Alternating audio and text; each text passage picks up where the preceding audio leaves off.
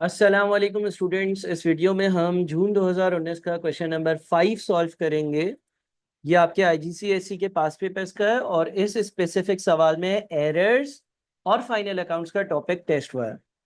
तो चलें इस सवाल को हम सॉल्व करते हैं और देखते हैं कि इस सवाल में क्या लिखा हुआ है। हमारे पास जो सवाल है वो कहता है, Nadia is a trader. She has a limited knowledge of bookkeeping but attempted to prepare a set of draft financial statements at the end of her first year of trading. Nadia ने जो है वो फर्स्ट ईयर ऑफ ट्रेडिंग के आखिर में एक financial statements बनाए। Draft का मतलब ये है कि इसमें शायद कुछ एरर्स हों। She prepared the following draft financial statement और financial position which contains errors. और ये आपके सामने स्टेटमेंट ऑफ फाइनेंशियल पोजीशन का एक ड्राफ्ट है।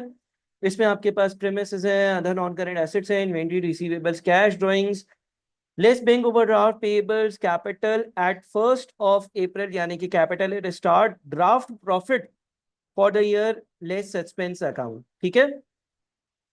The following errors were later discovered. अब हम इन एरर्स को डिस्कस भी कर लेते हैं और इसकी क्या इम्प्लीकेशंस होनी चाहिए वो भी अभी के अभी ही देख लेते हैं। ठीक है। पहला क्या है, no entries had been made for bank charges $21। $21 के बैंक चार्जेस से उसकी एंट्री ही पास नहीं करी। अगर मैं इसकी डबल एंट्री पास करूं तो बैंक चार्जेस एक एक्सपेंस है, डबल एंट्री होनी चाहिए बैंक चार्जेस एक्सपेंस डेबिट। ठीक है जी।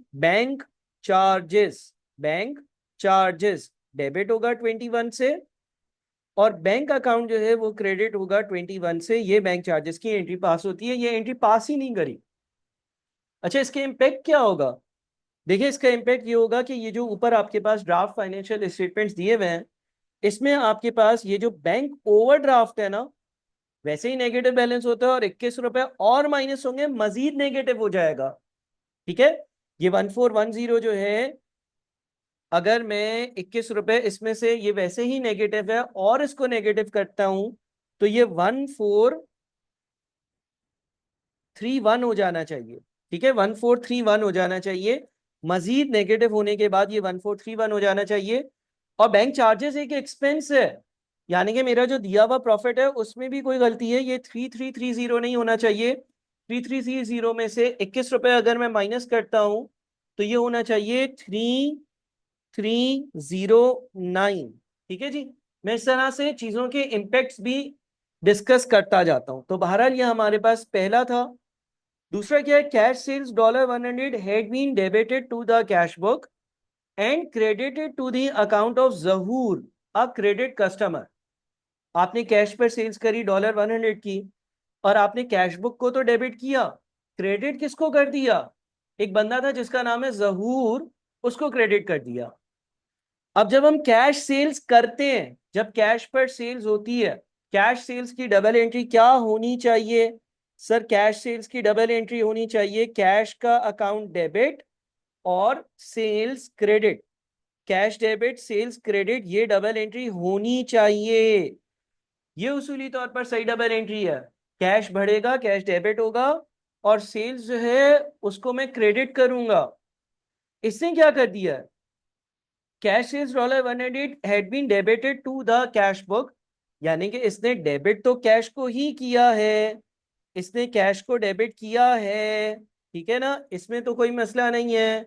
इसने कैश को डेबिट किया है, इसे जो गलत एंट्री पास करी है उसमें भी इसने कैश को डेबिट किया, ये सही एंट्री है। गलत एंट्री जो इसने पास करी है उसमें कैश डेबिट होना चाहिए और इसने कैश को डेबिट किया है, यहां पर कोई मसला नहीं नजर आता। And credited to the account of Zahoor a credit customer, लेकिन इसने क्रेडिट पर कोई जहूर, कोई बंदा था और जहूर कौन था? मेरा रिसीवेबल था, उसको क्रेडिट कर दिया है। ऐसा तो नहीं करना था। तो अब गलती किस जगह है? गलती इस जगह है कि एक तो ये सेल्स रिकॉर्ड नहीं हुई है, दूसरा जहूर को फजूल में क्रेडिट कर दिया। अब सेल्स को रिकॉर्ड करना है क्योंकि भाई सही एंट्री में सेल्स रिकॉर्ड होनी चाहिए, तो सेल्स क्रेडिट होगी होगी और होगी। ये तो रिकॉर्ड ही नहीं हुई है।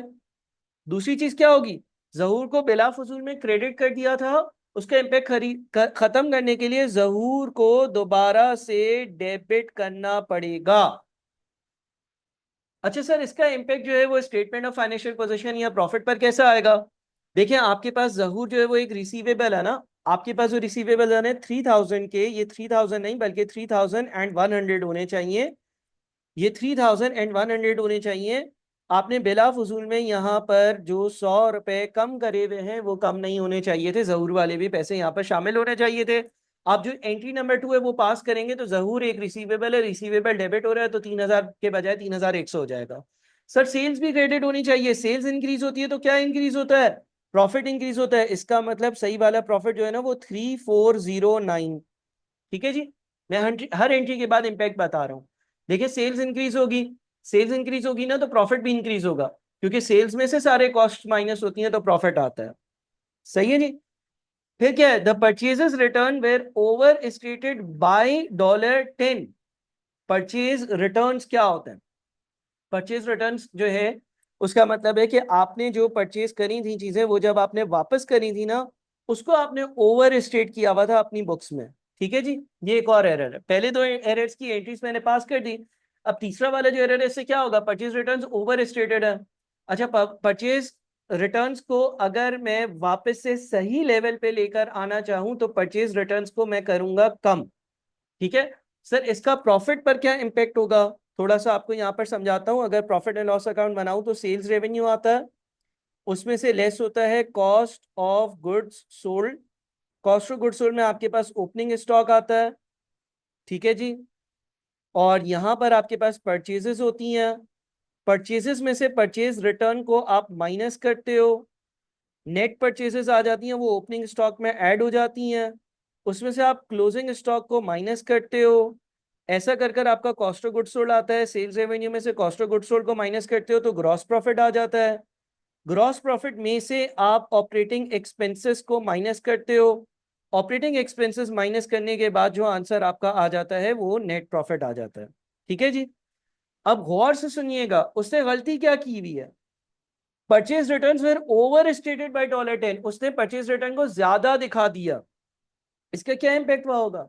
अगर मैं परचेज रिटर्न को ज्यादा दिखा दूं, अगर मैं इस स्पेसिफिक वैल्यू को ज्यादा दिखा दूं, मान ले परचेजेस थी 200, परचेज रिटर्न थी 10, तो 200 माइनस 10 होना चाहिए 190। लेकिन मैंने परचेजेस 200 थी, परचेज रिटर्न को 10 के बजाय 20 दिखा दिया। जब मैंने परचेजेस को 10 के बजाय 20 दिखा दिया तो 200 माइनस 20 ये 180 हो गया। ओपनिंग स्टॉक उसमें ऐड हुआ, क्लोजिंग स्टॉक माइनस हुआ। अगर आपकी परचेज रिटर्न ओवर स्टेटेड होती है ना, ओवर स्टेटेड होती है तो कॉस्ट ऑफ गुड्स सोल्ड कम दिखती हैं।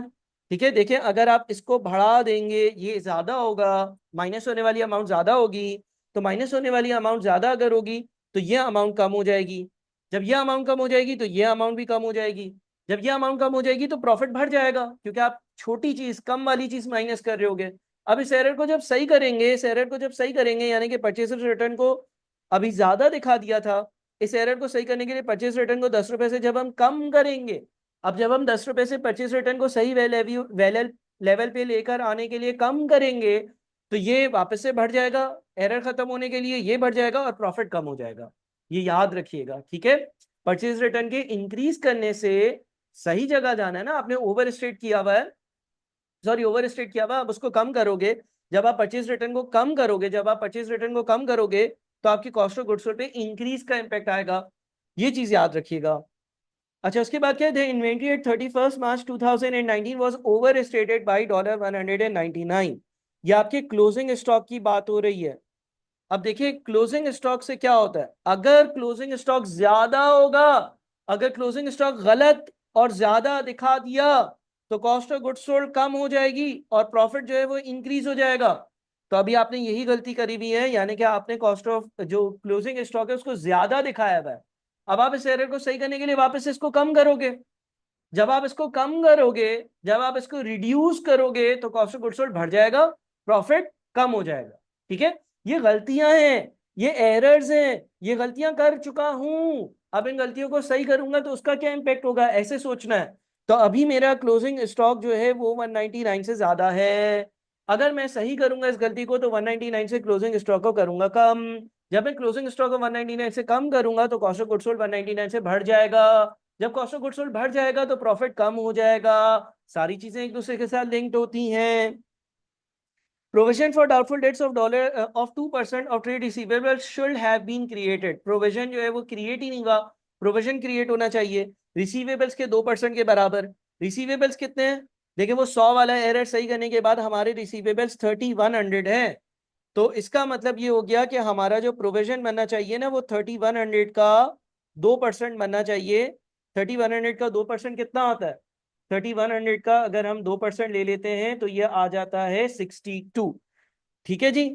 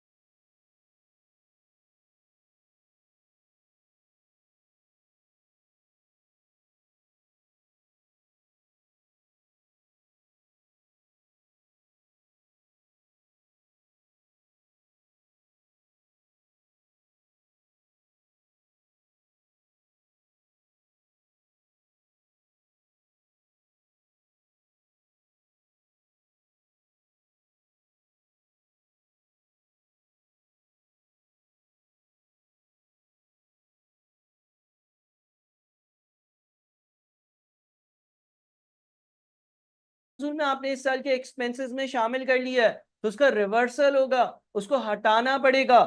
ठीक है जी। तो उसको हमने रिमूव किया, उसको हमने हटा दिया, उसको हमने वहां से जो है वो करेक्टिंग एंट्री पास कर दी। ये याद रखिएगा कि पहले आप करेक्ट एंट्री पास करें, फिर आपने जो गलती कर दी है वो पास करा करें, और फिर उसको सही कैसे करेंगे वो पास करा करें। अब जब सही कैसे करेंगे, उसमें प्रीपेड हमने रिकॉर्ड ही नहीं किया था, वो रिकॉर्ड किया और प्रॉफिट एंड लॉस अकाउंट 400 से एक्स्ट्रा डेबिट जो कर दिया था उसको क्रेडिट कर कर हटाया उसका इम्पैक्ट। ठीक है, उसके बाद आखिर में लिखा हुआ है the non current assets excluding premises should have been depreciated by 10% on cost. Non current assets जो कि प्रीमिसेस के अलावा है उन पे 10% डेप्रिसिएशन लगनी चाहिए। तो ये आपके पास अदर नॉन करेंट एसेट्स हैं, इस पर 10% डेप्रिसिएशन लगनी चाहिए। डेप्रिसिएशन अगर लगाएंगे तो उसकी डबल एंट्री क्या पास होगी, डबल एंट्री पास होगी डेप्रिसिएशन एक्सपेंस डेबिट, जो कि प्रॉफिट एंड लॉस अकाउंट में जाता है एज अ एक्सपेंस, और एक्यूम्यूलेटेड डेप्रिसिएशन का अकाउंट क्रेडिट होगा 960 से। यहां तक वीडियो को पॉज कर कर सारे एरर समझ लें। अच्छा जी, उसके बाद फिर हमें बोला है prepare journal entries to correct errors 1 और 2। एरर 1 और 2 करेक्ट करने के लिए क्या जर्नल एंट्रीज पास होंगी, तो ये मैं पहले ही डिस्कस और सॉल्व कर चुका हूं। ये पहला एरर की डबल एंट्री है, ये आपने लिखनी थी, और ये दूसरा एरर सही करने की डबल एंट्री है, ये आपने लिखनी थी। ये दो चीजें जो है वो आपको यहाँ पर लिखनी चाहिए थी। तो आप अगर पहली एंट्री करेक्ट करेक्ट करेक्ट करेंगे तो आप बैंक चार्जेस को डेबिट करेंगे, बैंक चार्जेस को डेबिट करेंगे, बैंक अकाउंट को क्रेडिट करेंगे। बैंक चार्जेस को डेबिट करेंगे आप 21 से, बैंक अकाउंट को क्रेडिट करेंगे 21 से। और सेकंड आपकी एंट्री होगी उसमें आप जहूर को डेबिट करेंगे और सेल्स को क्रेडिट करेंगे, और ये होगा 100 रुपए से। और इन दोनों की लॉजिक मैंने आप लोगों को ऊपर ही बता दी। इसके बाद बोलते हैं complete the following statement to show the effects on the profit for the year of correcting errors 1 to 8, calculate the corrected profit for the year, statement of corrected profit for the year ended 31st of March 2019। देखिए आपको गलत वाला profit दिया हुआ था, अब आपको बताने हैं error 1, error 2, error 3, error 4, error 5, error 6, error 7 और एरर 8 की वजह से प्रॉफिट पर क्या इंपैक्ट होगा और सही प्रॉफिट कैलकुलेट करना है। पहला एरर क्या था, पहला एरर ये था कि बैंक के चार्जेस थे 21 रुपए के, आपने रिकॉर्ड ही नहीं करे। इसको एरर को सही करने के लिए bank charges debit bank credit करोगे, बैंक चार्जेस इंक्रीज होंगे, बैंक चार्जेस इंक्रीज होंगे, उससे प्रॉफिट पर क्या इंपैक्ट पड़ेगा, प्रॉफिट डिक्रीज होगा। तो $21 डिक्रीज के नीचे लिख दो, ये प्रॉफिट को डिक्रीज करेगा ना, अगर एक्सपेंस इंक्रीज होगा तो प्रॉफिट को डिक्रीज करेगा। सेकेंड एरर क्या था, सेकेंड में आपने कैश सेल्स रिकॉर्ड नहीं करी थी। हमने डिस्कस करा अगर हम सेल्स को रिकॉर्ड करेंगे, सेल्स इंक्रीज होगी, सेल्स इंक्रीज होगी तो उसकी वजह से प्रॉफिट पर एक पॉजिटिव इंपैक्ट जाना चाहिए, और प्रॉफिट जो है वो इंक्रीज होना चाहिए, तो प्रॉफिट इंक्रीज हो जाएगा। थर्ड चीज क्या थी, थर्ड चीज ये थी कि परचेज रिटर्न ओवर स्टेटेड थी, परचेज रिटर्न ज्यादा थी। अब परचेज रिटर्न को कम करेंगे 10 से, सही करने के लिए आपने गलती से ओवर स्टेट करी हुई थी, ज्यादा रिकॉर्ड करी हुई थी। परचेज रिटर्न को कम करेंगे तो एक्सपेंसेस इंक्रीज होंगे, एक्सपेंसेस इंक्रीज होंगे तो प्रॉफिट डिक्रीज होगा, तो इसका मतलब ये 10 यहां आ जाएगा। फिर error number 4, inventories at 31st March 2019 was overstated by $199। Closing inventory overstate हुई थी, सही करोगे तो क्लोजिंग इन्वेंट्री को कम करोगे, क्लोजिंग इन्वेंट्री को कम करोगे तो cost of goods sold increase होगा, cost of goods sold increase होगा तो प्रॉफिट डिक्रीज होगा। तो इसका मतलब ये हो गया कि 199 जो है उसकी भी जगह यहां पर है। उससे अगला क्या है भाई, उससे अगला आपके पास provision for doubtful debts of 2% of trade receivables should have been created. Provision बनाई ही नहीं, मिस कर दी। अब जब इसको रिकॉर्ड करेंगे तो 62 का एक्सपेंस अपनी बुक्स में ज्यादा चार्ज होगा, उसको रिकॉर्ड कर दिया। उसके बाद क्या है, expense of $90 paid in cash has been credited in the cash book but no entry other entry had been made. तो एक्सपेंसेस को रिकॉर्ड करेंगे तो एक्सपेंस के अकाउंट को डेबिट करेंगे, एक्सपेंस के अकाउंट को डेबिट करना है यानी कि एक्सपेंसेस को इंक्रीज करना, तो 90 इधर आएगा यानी कि प्रॉफिट को कम करेगा। उसके बाद draft income statement had been charge with insurance $20,800। इस साल की $2800 की इंश्योरेंस नहीं है, वो तो 2400 है। इसकी हमने सही वाली एंट्री देखी, हम प्रॉफिट एंड लॉस अकाउंट को 400 से क्रेडिट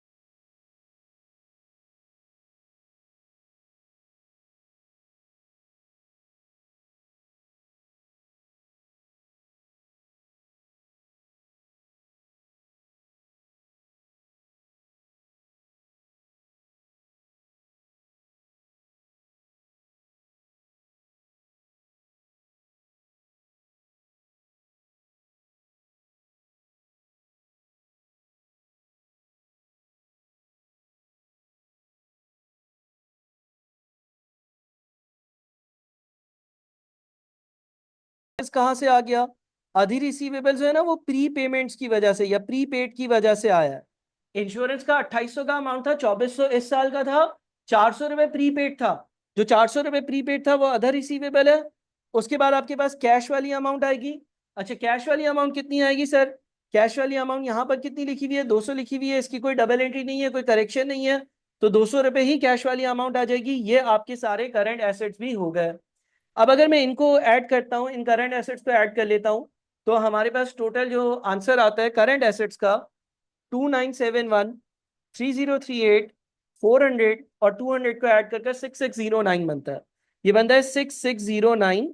और अगर मैं टोटल एसेट्स लिख लूं, यानी कि ऊपर जितने भी एसेट्स हैं सबका टोटल लिख लूं, तो टोटल एसेट्स में आपके पास नॉन करंट एसेट्स भी ऐड होंगे।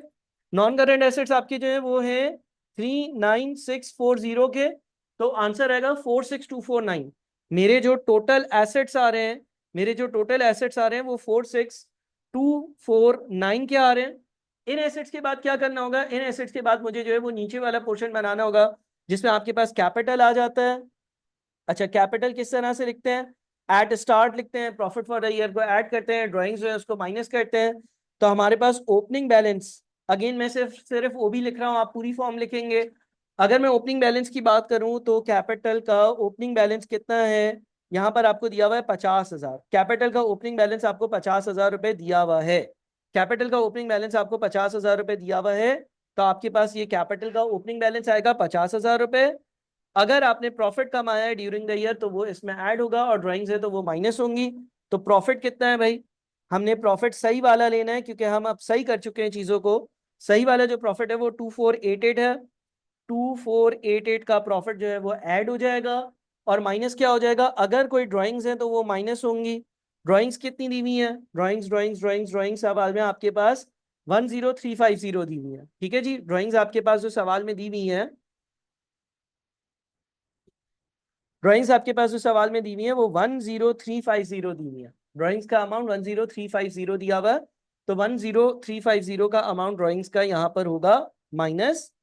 10350 का ड्राइंग्स का अमाउंट माइनस हो जाएगा। ये देखते हैं नेट कितना बचता है। 50,000 प्लस 2488 माइनस 10350, 42138 बचता है। ठीक है जी, ये बचता है हमारे पास 42138। ये 42138 जो है वो आपका क्लोजिंग कैपिटल भी कहलाता है। इसके बाद आप आ जाए लायबिलिटीज पर। करंट लायबिलिटीज की बात करते हैं, देखते हैं करंट लायबिलिटीज में हमारे पास क्या क्या है। हमारे पास यहाँ पर आ रहे थे पेबल 2680 के। अच्छा, यहाँ पर पेएबल्स के अलावा आपका बैंक ओवरड्राफ्ट भी आ रहा था। सर इसने क्यों नीचे ऊपर चीजें बनाई हैं? क्योंकि इसने नई नई अकाउंटिंग सीखी है ना, इसने आपको कहा था। हालांकि बैंक ओवरड्राफ्ट भी आपकी करंट लायबिलिटी है और ये पेएबल भी आपकी करंट लायबिलिटी है। तो 2680 और 1410 में से हमने 21 मजीद माइनस किया था, आपको याद हो तो, क्योंकि वो बैंक चार्जेस थे। तो आपके पास करंट लायबिलिटीज में एक तो पेएबल्स आएगा, पेएबल्स का अमाउंट जो है वो 2680 है, और उसके बाद आपके पास बैंक ओवरड्राफ्ट आएगा। बैंक ओवरड्राफ्ट का जो अमाउंट है वो 1410 प्लस 21, यानी कि 1431 होगा। ठीक है जी, इन दोनों को अगर हम ऐड कर देते हैं तो ये 2680 और 1431, ये बनता है 4111, ये बनता है 4111। और उसके बाद फाइनली अगर हम अपने पास टोटल लिखते हैं, total capital and liabilities, total capital and liabilities अगर हम लिखते हैं तो 42138 और 4111, ये टोटल बनता है 46249। 46249, 46249, ये हमारे पास यहाँ पर वैल्यू बन जाती है। ठीक है जी, और ये इससे मैच कर रही है, आप देख रहे हैं इससे आपकी ये वैल्यू जो है ना वो मैच कर रही है। तो ये मैंने आप लोगों के सामने सवाल किया है। इस सवाल को अच्छे से लिखें, सुने, समझें, देखें, नोट करें हर चीज, और हर चीज की अंडरस्टैंडिंग हासिल करें ताकि आपके स्किल्स बेहतर हों और आपको चीजें समझ में आए। Thank you so much. Allah Hafiz.